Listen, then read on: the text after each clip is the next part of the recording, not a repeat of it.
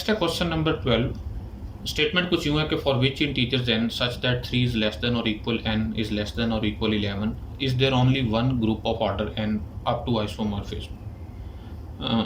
इसको हम थोड़ा सा पहले समझ लेते हैं कि इसमें क्या कहा गया कि 3 से 11 तक ऐसे कौन कौन से इंटीजर्स n हैं कि उस ऑर्डर का सिर्फ एक ही ग्रुप मौजूद हो। हमारे पास जो नंबर्स दिए गए हैं, जो इंटीजर्स दिए गए हैं, वो हैं 3, 4, 5, 6, 7, 8, 9, 10 और 11।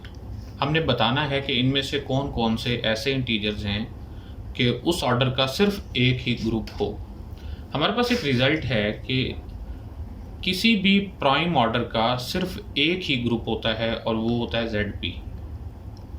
ZP is unique group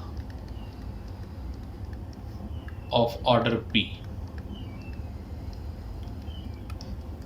okay, where P is a prime। और ये अप टू आइसोमॉर्फिज्म होता है। अगर इस ऑर्डर का कोई और ग्रुप भी मिल जाए तो वो ZP के आइसोमॉर्फिक होता है। इसका मतलब हम यहाँ ये कह सकते हैं कि ये जो 3 है ये प्राइम है। इस ऑर्डर का हमारे पास सिर्फ एक ही ग्रुप है, वो है Z3।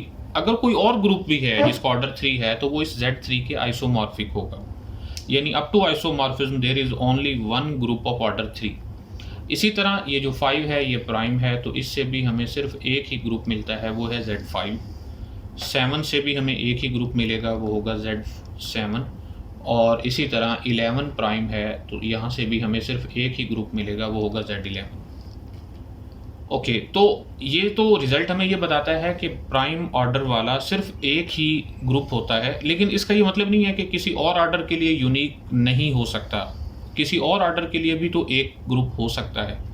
तो ये बात हमने वेरीफाई करनी है कि क्या ऐसा है या नहीं है। तो ऑप्शन ए देखिए, ऑप्शन ए हमारा राइट इसलिए नहीं है कि ऑप्शन ए में ये कहा गया for no such integer n, कि कोई भी ऐसा इंटीजर नहीं है जिसके लिए यूनिक ग्रुप हो। तो हम देख चुके हैं कि यहाँ हमारे पास 4 तो ऐसे हैं जिनके लिए यूनिक ग्रुप मौजूद होता है जिस ऑर्डर का।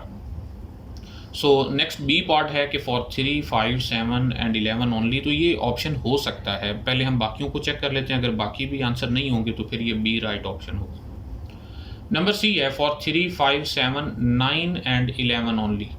अच्छा, 9 को देखिए कि क्या 9 ऑर्डर का भी एक ही ग्रुप है या एक से ज़्यादा ग्रुप भी हो सकते हैं। देखिए 9 ऑर्डर का हमारे पास एक ग्रुप तो है Z9 जो कि साइक्लिक है।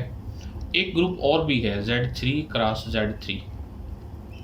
अब ये दोनों आइसोमॉर्फिक नहीं होते। Z9 is not isomorphic to Z3 cross Z3। तो ये दो डिफरेंट ग्रुप्स हैं। तो इसका मतलब ये हुआ कि 9 ऑर्डर का हमारे पास यूनिक एक ग्रुप नहीं है बल्कि एक से ज़्यादा ग्रुप्स हैं। सो ऑप्शन सी भी ठीक नहीं है।